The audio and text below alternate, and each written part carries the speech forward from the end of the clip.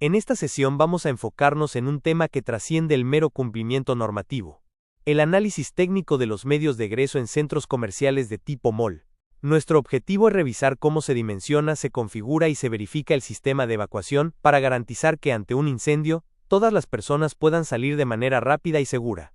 Nos moveremos desde el marco conceptual y normativo, pasando por las fases de cálculo de carga ocupacional, número y capacidad de salidas, anchos efectivos, distancias de recorrido y requisitos de componentes, hasta llegar a un criterio integrador que nos permita responder con rigor a la pregunta clave: ¿este mall realmente evacúa bien bajo un escenario de incendio razonable? Desde el punto de vista normativo, trabajamos bajo el paraguas de NFPA 101 Life Safety Code, adoptado por el Reglamento Nacional de Protección contra Incendios de Costa Rica como referencia obligatoria para seguridad humana. En este marco, el centro comercial se clasifica como ocupación mercantil, Grupo M, pero con una realidad funcional mixta. Dentro del mall conviven áreas de venta, mercantil, patios de comidas que se comportan como ocupación de reunión, oficinas administrativas clasificadas como negocios y zonas de almacenamiento clasificadas como storage. Esa mezcla obliga a ser muy disciplinados en la aplicación de factores de carga ocupacional, criterios de distancias de recorrido y requerimientos de sistemas de protección, porque no todo el edificio se diseña con un único criterio de uso. El enfoque que proponemos no es revisar el mall a ojo, sino aplicar un procedimiento sistemático, fase por fase, que permita documentar y justificar cada criterio. Ese procedimiento tiene 6 bloques principales: determinación de la carga ocupacional, definición de cantidad y capacidad de salidas, verificación de anchos efectivos, análisis de distancias de recorrido, revisión de componentes específicos y, finalmente, documentación integral del cumplimiento. Lo importante es entender que las fases no son independientes. La carga ocupacional alimenta el número de salidas, este define la capacidad requerida, que a su vez controla los anchos. Todo esto se condiciona con las distancias máximas de recorrido, y al final, se empaqueta en un informe técnico que puede ser defendido ante autoridades y aseguradoras. La primera fase, y la más crítica, es determinar correctamente la carga ocupacional. Usamos los factores de NFPA 101, tabla 7.3.1.2, aplicados a las áreas útiles de cada tipo de espacio: áreas de ventas, patios de comida, oficinas, almacenamiento, circulaciones internas de locales, etc. En centros comerciales hay 2 sutilezas que no podemos ignorar. Cada nivel que tenga acceso directo desde la calle se trata como planta calle a efectos del factor de ocupación, y los pasillos comunes del mall no se cargan como ocupación independiente, sino que su dimensionamiento se relaciona con el área bruta arrendable que sirven. Una mala estimación en esta fase invalida todo el diseño de egresos posterior. Con la carga de ocupantes calculada, entramos en la fase 2A, determinar cuántas salidas se requieren y qué capacidad total deben ofrecer.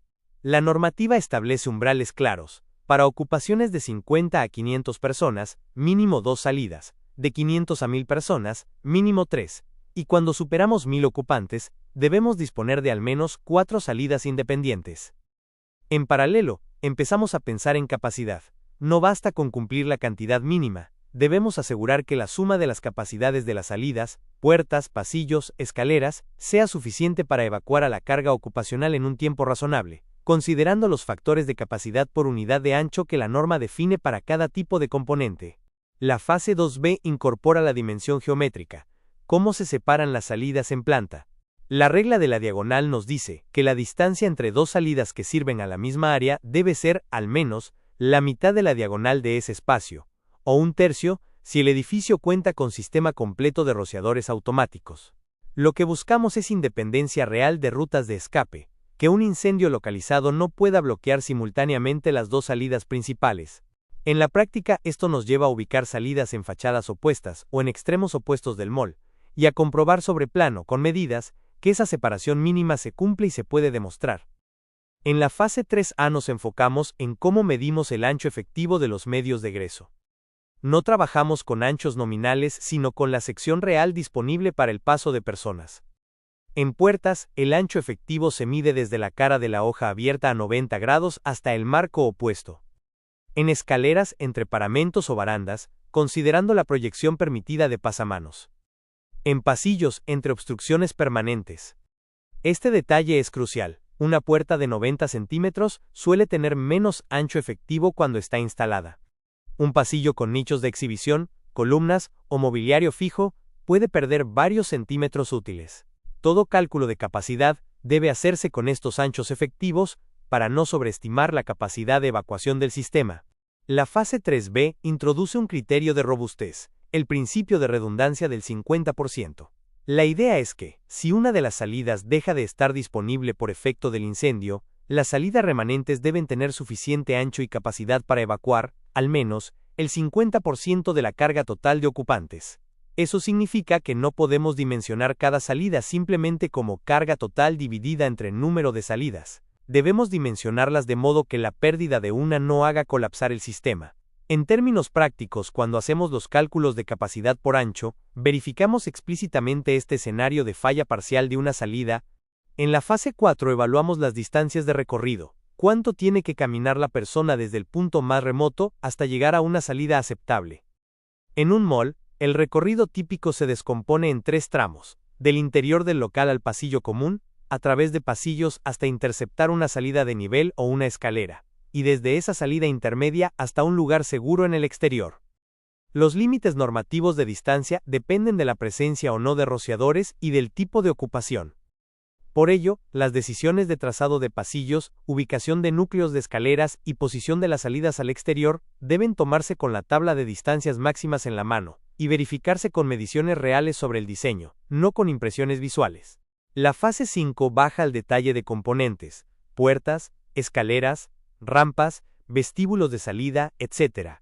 Para puertas, verificamos ancho mínimo efectivo, dirección obligatoria de apertura en sentido de egreso cuando se superan 50 ocupantes, fuerza máxima de operación y hardware de una sola acción, típicamente barras antipánico. En escaleras, revisamos ancho mínimo, resistencia al fuego del recinto, geometría de peldaños, huella y contrahuella, continuidad de pasamanos y ausencia de obstrucciones que reduzcan el ancho útil. También entran aquí consideraciones de accesibilidad, anchos mínimos para rutas accesibles, pendientes máximas de rampas y, cuando aplica, áreas de refugio protegidas para personas con movilidad reducida. La fase 6 se centra en cómo documentamos todo el análisis. Una evaluación de medios de egreso en un mall debe dejar trazabilidad clara, planos con rutas marcadas, memoria de cálculo de carga ocupacional, tablas de capacidad y número de salidas, comprobantes de separación geométrica, cuadros de distancias de recorrido y fichas de revisión de componentes. El informe final no solo indica si el edificio cumple o no, identifica no conformidades, las clasifica por criticidad de riesgo y plantea medidas correctivas priorizadas. Esto convierte el estudio en una herramienta de gestión para el propietario y para la autoridad, no solo en un checklist de cumplimiento. En esta diapositiva, integramos el análisis de egresos con los sistemas activos, detección y alarma, iluminación de emergencia, señalización de salida, rociadores automáticos, extintores portátiles y, cuando aplica, control de humo. Para malls por encima de ciertos umbrales de área o carga, se vuelven obligatorios el sistema de alarma y los rociadores, y para grandes ocupaciones, se exige control de humo. Estos sistemas no son accesorios. La alarma dispara el inicio de la evacuación, la iluminación de emergencia y la señalización hacen funcionales las rutas, y los rociadores y el control de humo le compran tiempo al sistema de egreso, limitando el crecimiento del incendio y la propagación de humo. El diseño debe ser coordinado. Ubicación de salidas, de dispositivos de notificación y de equipos de supresión debe pensarse como un solo sistema. Para cerrar, proponemos una regla práctica de evaluación integral, la prueba del escenario de incendio. La pregunta es sencilla pero exigente. Si se inicia un incendio en cualquier local del mall, ¿pueden todas las personas evacuar de forma rápida y segura, usando al menos 2 rutas de escape realmente independientes, con capacidad suficiente, distancias aceptables y sistemas de soporte operativos? En esa prueba entran 6 chequeos: cantidad de salidas según ocupación, capacidad y anchos con redundancia, distribución geométrica según la regla de la diagonal, sistemas de alarma, iluminación y señalización funcionando, accesibilidad para personas con discapacidad y exhibición visible de la carga máxima de ocupantes. Si cualquiera de estos puntos falla, el sistema de egresos todavía no está a la altura del riesgo real del centro comercial.